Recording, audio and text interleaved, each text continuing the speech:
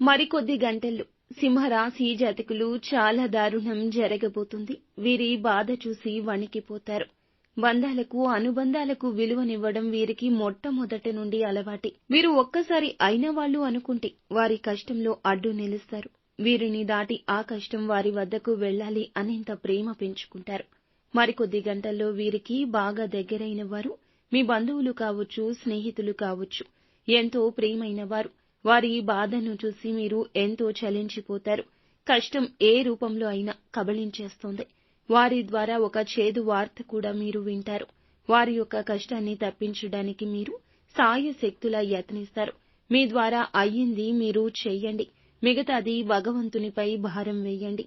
నిత్యం శివారాధన చేసుకోండి, మేలు కలుగుతుంది. వారి కష్టంలో నేను ఉన్నాను అంటూ భరోసా తప్పక ఇవ్వండి. వారితో సమయాన్ని గడపండి. మేము ఉన్నాము అంటూ కొండంత ధైర్యాన్ని కల్పించండి.